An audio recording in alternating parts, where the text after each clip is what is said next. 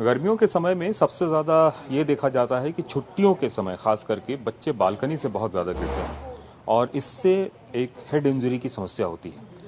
इस पर बात करने के लिए मैम एक बात बताएं कि किस तरह की परेशानी इन जनरल आती है बच्चों में। सर, मैं इस प्रोग्राम के माध्यम से यही बताना चाहती हूँ, मतलब जो छोटे बच्चे होते हैं उनको रेलिंग से, बालकनी से मतलब बहुत ज़्यादा दूर रखने की ज़रूरत होती है, क्योंकि उससे सबसे ज़्यादा जो प्रॉब्लम होती है वो हेड इंजरी, बच्चा फॉल कर जाता है, गिर जाता है, जिससे कारण क्या होता है, मतलब हेड इंजरी हो जाती है, ब्रेन में प्रॉब्लम हो जाती है, जो कि मैं खुद मतलब अपनी लड़की को लेके इस साल से मतलब 2015 में ये केस हुआ था, अब तक मैं मतलब उससे जूझ रही। ये तो मेरा बहुत ही मतलब सौभाग्य कहो कि मुझे डॉक्टर अजय चौधरी सर मिल गए, जो कि मतलब एक भगवान के टाइप में, मतलब इस तरीके से उन्होंने मेरी लड़की की वो देखा, अपनी तरफ से बहुत कुछ मतलब भरसक प्रयास किया है कि मतलब जल्दी से जल्दी वो ठीक हो जाए। सर, गर्मी की छुट्टी आने वाली है, आप लोग क्या पेरेंट्स को मैसेज देना चाहेंगे? सेफ लिविंग, ये बहुत इंपॉर्टेंट है छोटे बच्चों के लिए और यंग एडल्ट के लिए।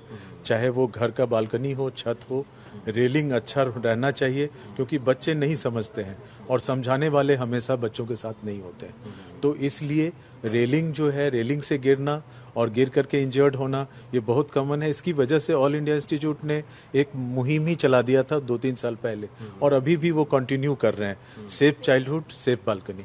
तो अभी जो हेड इंजरीज के केसेस हैं बच्चों में, क्या सबसे ज्यादा रेलिंग से ही देखे जा रहे हैं एक तरह से इन जनरल मतलब बात करें हम तो?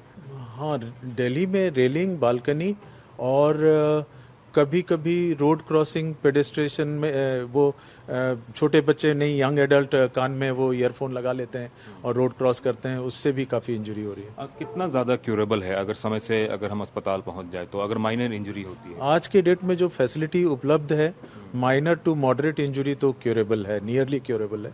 कुछ चीजें रह जाती हैं डेफिसिट, अदरवाइज क्यूरेबल है। सर, अगर हम बात करें हेड इंजरी की, तो जो जनरल हेड इंजरी है, अगर हम सीनियर की बात करें तो अगर सीनियर को हो जाए तो कैसे पता चलता है और क्या कैसे सिम्टम है जिससे पता चलता है कि ये इंजरी ज्यादा घातक है? देखिए, ओल्ड एज में क्या होता है कि ब्रेन एट्रोफी होता है, ब्रेन सिकुड़ता है, तो उसकी वजह से हमारे ब्रेन में जो बाहर स्कल है, हड्डी है, और अंदर जो ब्रेन सॉफ्ट टिश्यू है, उसके बीच में छोटी छोटी वेसल्स होती हैं। वो हल्की सी माइनर हेड इंजरी सी, हल्का सा घर पे गिर गए, कहीं पर चोट, हल्का टल्ला लग गया, उसमें भी अडल्ट में हेमेटोमा जल्दी बन जाता है। ऐसी स्थिति में अगर एक तरफ वीकनेस हो रही है, कमजोरी आ रही है, या दोहरा झटका आ रहा है, कुछ समय के लिए बेहोश हो रहे हैं फिर ठीक हो गए हैं, तो ऐसी स्थिति में हमें तो या उल्टियां हो रही हैं फिर रुक जा रही हैं, ये अगर ऐसी कोई चोट के बाद ये सिम्टम आते हैं या नाक कान मुंह से कोई खून आता है, तो तुरंत हमें न्यूरोसर्जन से संपर्क करना चाहिए। यही स्थिति बच्चों में भी होती है अगर हेड इंजरी हो रही है? हेड इंजरी होगा तो बच्चों में भी, अगर रोड ट्रैफिक एक्सीडेंट होगा या तो उसको लॉस ऑफ कॉन्शियसनेस की हिस्ट्री होगी, और उसमें ट्रॉमा सिग्निफिकेंट होता है हेड इंजरी बच्चों में और मिडिल एज